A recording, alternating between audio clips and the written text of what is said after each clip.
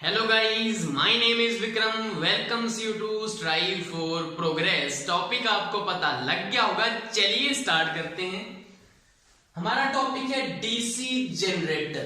तो DC generator का मतलब क्या है कि ये हमारी मैकेनिकल एनर्जी को कन्वर्ट करता है इलेक्ट्रिकल एनर्जी में। कैसे कन्वर्ट करता है, किस प्रिंसिपल के ऊपर ये वर्क करता है, उसका नाम है इलेक्ट्रोमैग्नेटिक इंडक्शन। किसने दिया था? फेराडे ने। क्या बोला?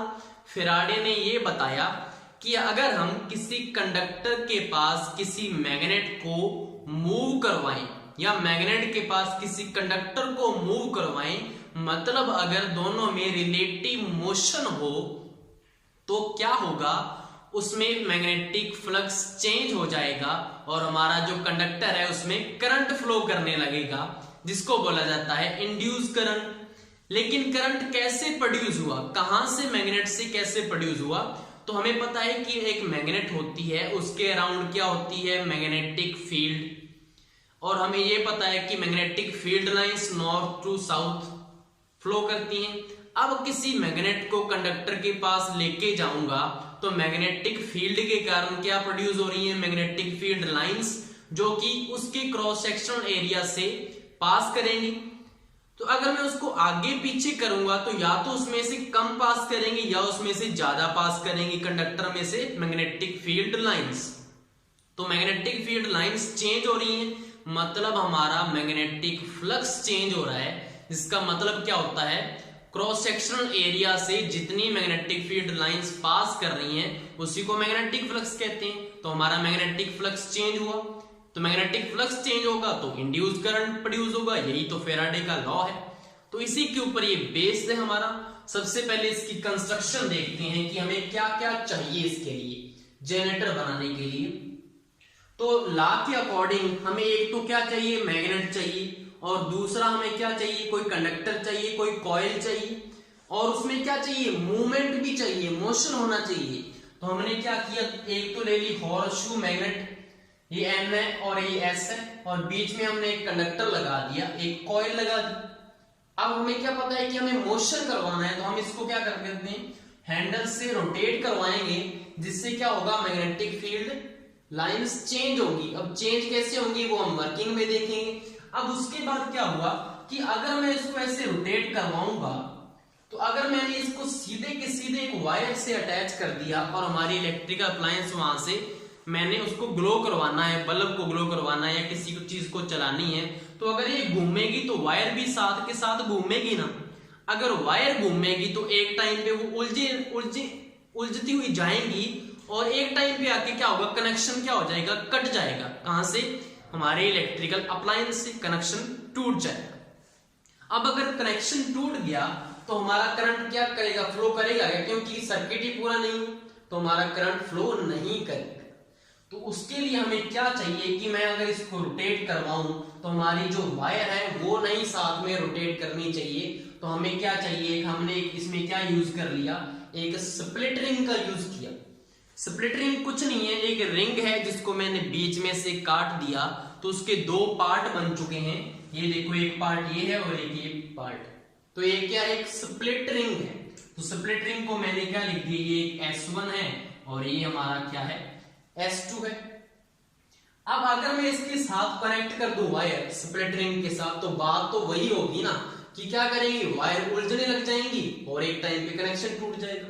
तो हमें क्या करना है, हमें इसके साथ वायर अटैच नहीं करनी, हमें कुछ ऐसी चीज चाहिए कि जिसका कनेक्शन भी बना रहे, किसके साथ, स्प्लिट रिंग के साथ, और किसके साथ, वायर के साथ, लेकिन वो घूमे भी ना। तो हमने क्या किया, यहाँ पे दो ब्रश का यूज किया।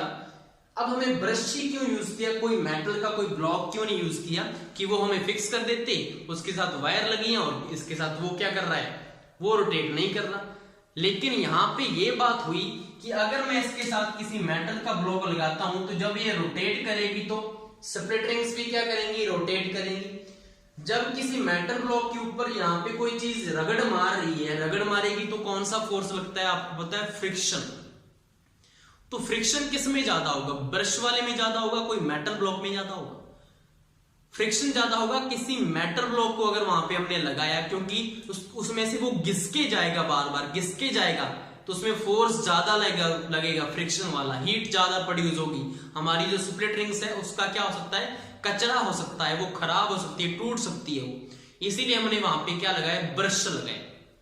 अब ब्रश भी कौन सा लगाना है, प्लास्टिक वाला ब्रश नहीं लगाना, क्योंकि प्लास्टिक वाला तो क्या हो जाएगा, इंसुलेटर हो जाएगा, करंट कैसे फ्लो करेगा।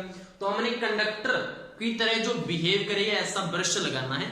तो इस ब्रश में हमने किसका यूज किया है, या तो कार्बन का यूज करो या ग्रेफाइट का। ग्रेफाइट सभी को पता है नॉन मेटल है लेकिन कंडक्ट करता है इलेक्ट्रिसिटी, तो हमने उसके ये ब्रश लगाए हुए हैं। यहाँ पे ब्रश यहाँ पे दोनों फिक्स हैं, और जब कॉइल घूमेगी तो इसके साथ इसका कनेक्शन बना रहेगा, और ना वायर यहाँ के साथ साथ रोटेट नहीं करेगी, इसका ये फायदा हो गया।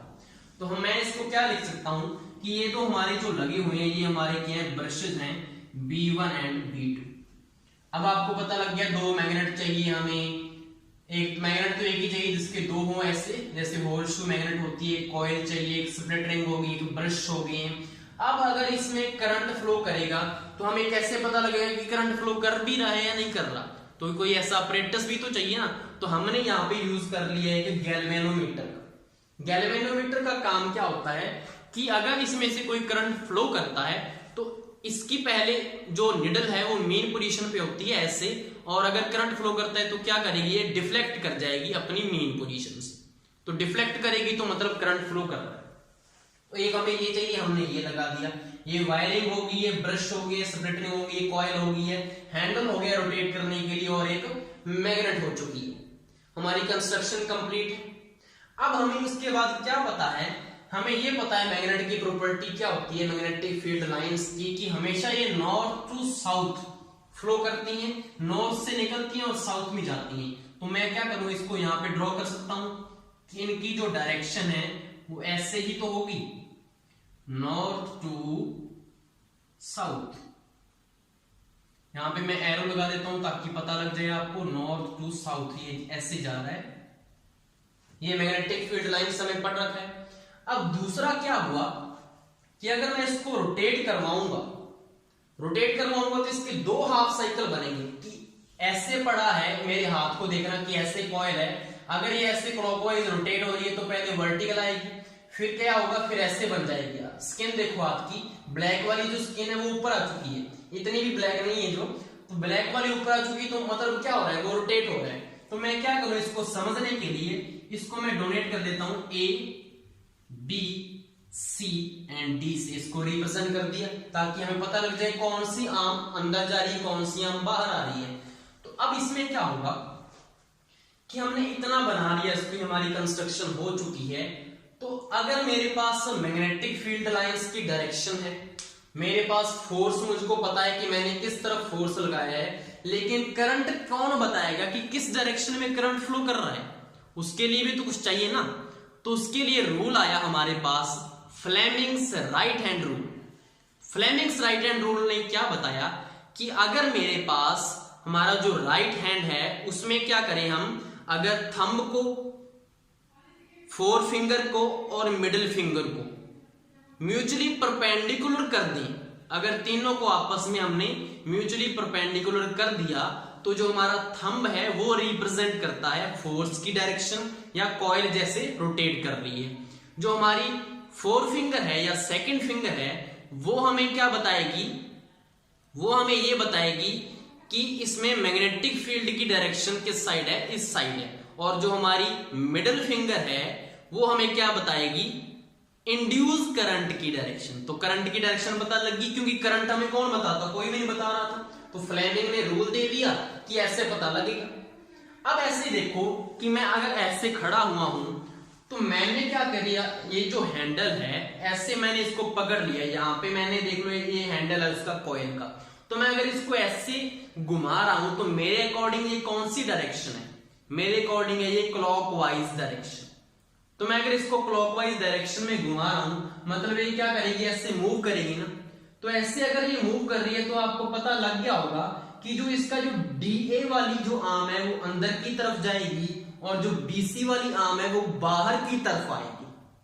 तो इससे हमें ये भी पता लग गया कि फोर्स की डायरेक्शन इसमें कैसे है। तो यहां से मैं इसको बना सकता हूं कि अगर मैं ऐसे ही मेरी कॉइल पड़ी हुई है, अगर मैंने इसको ऐसे रोटेट करवाया तो ये वर्टिकल में आएगी और फिर क्या जाएगी, फिर अंदर की तरफ जाएगी। तो मैंने क्या किया, यहाँ पे ये कर दिया, मैंने इन कर दिया कि ये तो इन जाएगा, और ये मैंने कर दिया आउट कि ये आएगा बाहर की तरफ। ये इन है, ये आउट है, ऐसा ही होगा। अब यहाँ पे हमारा जो इंड्यूस करंट है वो क्यों प्रोड्यूस हो रहा है, कि यहाँ पे कोई मैग्नेटिक फ्लक्स चेंज हो रहा है क्या? आपने सोचा कि मैग्नेटिक फ्लक्स कहां पे चेंज हो रहा है, हमें कैसे पता लगा? हमें कैसे पता लगा कि ये देखो हमारी कॉइल ऐसे पड़ी हुई है, तो मैग्नेटिक फील्ड्स लाइंस जा रही है नॉर्थ टू साउथ, मतलब अगर ये मेरी कॉइल है तो ऐसे मैग्नेटिक फील्ड लाइंस कौन से एरिया से जा रही है, इस वाले एरिया से जा रही है। कौन से एरिया से? इस वाले से, इस वाले एरिया से जा रही है, मतलब इतने पतले वाले एरिया से जा रही है, तो यहाँ पे तो जाएंगी वो कम जाएंगी। लेकिन जब ये ऐसे करके ये वर्टिकल पोजीशन में आ जाएगा तो अब क्या जा रही है, वो वर्टिकल पोजीशन से जा रही है, मतलब अब इतने वाले चौड़े जो एरिया जो है, वाइड एरिया है जो है, उसमें से मैग्नेटिक फील्ड लाइंस फ्लो कर रही है। फिर क्या होगा, फिर वो ऐसे आ जाएंगी, फिर क्या होगा, फिर पतले वाले एरिया से फ्लो करेंगी। तो बार बार क्या हो रहा है, मैग्नेटिक फील्ड लाइंस की जो नंबर्स हैं जो उसमें से पास कर रहे हैं वो चेंज हो रहे हैं या नहीं हो रहे? पहले कम था, फिर ज्यादा, फिर कम हो रहा है। तो इससे कम होने से क्या होगा, मैग्नेटिक फ्लक्स चेंज होगा, और उससे क्या होगा, करंट प्रोड्यूस होगा। तो हमारा सही वर्क कर रहा है या नहीं कर रहा? हमारा बिल्कुल सही बन चुका है। तो अब क्या होगा, हमें फोर्स पता है जी, हमें मैग्नेटिक लाइंस की डायरेक्शन पता लगी, हमें रूल लगाना है और इंड्यूस करंट की डायरेक्शन पता करनी है, क्योंकि हमें डीसी जनरेटर बनाया है। तो डीसी जनरेटर की प्रॉपर्टी क्या है कि इसमें करंट एक ही डायरेक्शन में फ्लो करता है, रिवर्स डायरेक्शन में फ्लो नहीं करता कि एक बार इधर आया सेकंड हाफ साइकिल में वापस आया, ऐसे करके नहीं फ्लो करता। वो एसी जनरेटर में होता है, जो कि इसके बाद में आपको करवाऊंगा नेक्स्ट वीडियो में। तो इसमें हमने एक ही डायरेक्शन में फ्लो करवाना है, तो उसके लिए पहले हमें देखना तो पड़ेगा ना कि दोनों हाफ साइकिल में करंट की डायरेक्शन कैसे है, हमारा सही बना या नहीं बना। तो हम यहाँ पे ला लगाते हैं, हमारा जो रूल है फ्लेमिंग्स राइट हैंड रूल, ये मेरा राइट हैंड है, मैंने इसको परपेंडिकुलर कर लिया। अब सबसे पहले आपको जो थंब है उसको फोर्स की डायरेक्शन में बनाना है। हमारा फोर्स बाहर आ रहा है, नहीं आ रहा है, एडिया में देखो अंदर की तरफ जा रहा है, तो इसको ऐसे रोटेट करवा लो कि ये हमारा जो थंब है वो तो चला गया अंदर की तरफ फोर्स की डायरेक्शन में। हमारी जो फोर फिंगर है वो हमारी मैग्नेटिक फील्ड लाइंस की डायरेक्शन में सही जा रहा है रोल। तो हमारा जो इंड्यूस करंट है वो किधर जा रहा है, नीचे की तरफ। तो हमारा एडी आर्म में अगर देखें तो करंट किधर से किधर फ्लो करेगा, वो फ्लो करेगा डी टू ए। तो ये करंट की डायरेक्शन होगी ये एडी आर्म में। अब ऐसे ही हम क्या करेंगे, बीसी वाली आर्म में करंट की डायरेक्शन निकालेंगे।